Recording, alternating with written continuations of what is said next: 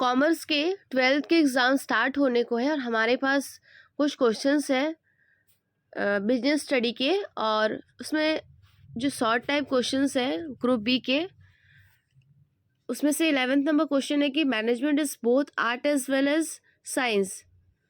तो एक्सप्लेन करना है हमको कि जो प्रबंध है विज्ञान भी है और कला भी है, कैसे, ये आपको समझाना पड़ेगा। उसके अथवा में नेक्स्ट क्वेश्चन दिया हुआ है कि what is the need of management, का क्या आवश्यकता है, ये आपको बताना है।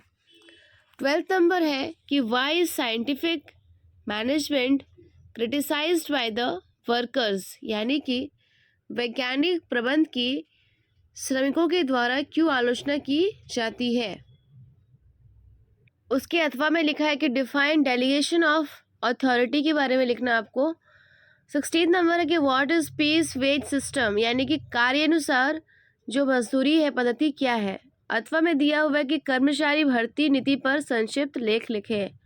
17 में है कि explain the meaning of directions, यानी निर्देशन के अर्थ क्या है, उसकी व्याख्या आपको करना पड़ेगा। उसका अथवा में दिया है कि give any 2 functions of a supervisor, कोई 2 कार्य आपको बताना पड़ेगा पर्यवेक्षक के।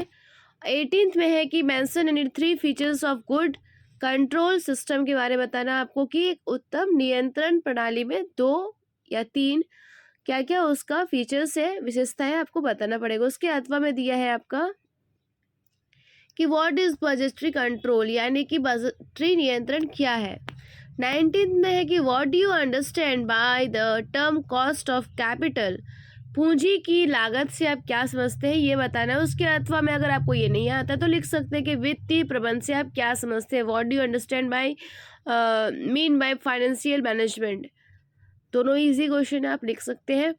20 नंबर है कि explain in brief any 4 function of stock exchange के बारे में बताना। अगर आपको ये नहीं आता, 4 फंक्शंस नहीं आता है आपको स्कंद विपणनी के, तो फिर आप लिख सकते हैं प्राइमरी और सेकेंडरी मार्केट्स के बारे में, बहुत ईजी है।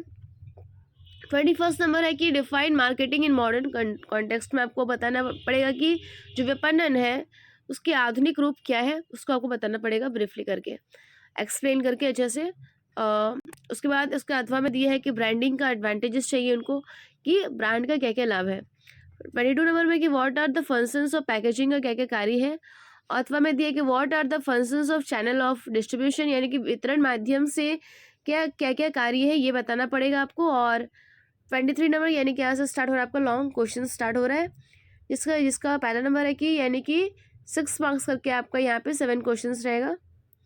आप अगर लॉन्ग क्वेश्चन से अगर छोड़ देंगे आपके 7 क्वेश्चन तो आपका 42 मार्क्स चला जाएगा। तो इसीलिए लॉन्ग क्वेश्चन को आपको अच्छे तरीके से देना पड़ेगा। 6 क्वेश्चन 6 मार्क्स करके रहेगा, 7 क्वेश्चन रहेगा, 2 3 4 5 6 7 क्वेश्चन रहेगा, 6 मार्क्स करके ईच क्वेश्चन। तो आपको अच्छे से सबका आंसर देना पड़ेगा।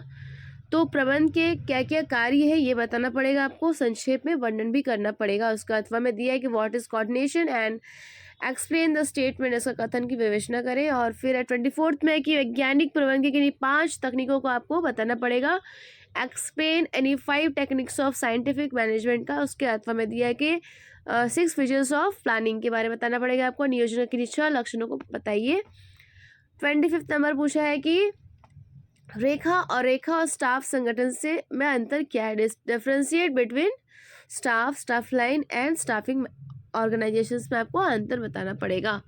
What are the advantages of control organisation, sound organisation, यानी कि सुदृढ़ संगठन के क्या क्या लाभ है। 26 नंबर पूछा है कि एक संगठन के लिए कर्मचारियों के नीति यानी भर्ती के स्रोतों का क्या क्या वर्णन करना पड़ेगा, स्रोत क्या क्या है उसका।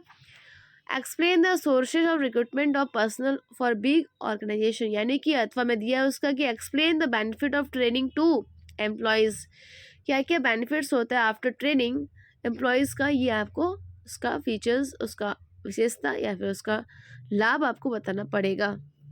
27 में पूछा है कि what do you mean by the supervision, what is the importance of supervision, यानी कि पर्यवेक्षण से क्या समझते हैं आप और पर्यवेक्षण का क्या क्या महत्व है, ये बताना पड़ेगा आपको। अथवा में दिए है कि explain in brief the method of the communication, यानी संदेशवान का विधियों को संक्षेप में आपको बताना पड़ेगा। 28 नंबर पूछा है कि मुद्रा बाजार क्या है, व्हाट इज मनी मार्केट, इसका इंपॉर्टेंस बताना पड़ेगा आपको इसमें। उसके अथवा में दिया है कि explain the need for the consumer protection, यानी कि कैसे करके उपभोक्ता संरक्षण के आवश्यकता का आपको अच्छे से इसका एक्सप्लेन करना पड़ेगा आपको। अथवा में 2 क्वेश्चन आप कर सकते हैं। 29 में है कि what are the factors affecting capital, कौन कौन से फैक्टर्स जो कि हमारे पूंजी संरचना को प्रभावित करते हैं, कौन कौन से तत्व है, ये बताना पड़ेगा आपको। उसके अथवा में दिया हुआ है कि विज्ञापन का क्या परिभाषा हर कोई जानता होगा और इसका क्या क्या उद्देश्य क्या है विज्ञापन करने का या विज्ञापन प्रदर्शित करने का। तो आपका सारा क्वेश्चन ईजी है, लेकिन आपको एक बार चैप्टर्स को अच्छे तरीके से पढ़ना पड़ेगा, तो आप एग्ज़ाम में अच्छे तरीके से अपनी भाषा में आप लिख पाओगे और अच्छा मार्क्स स्कोर कर पाओगे। Thank you.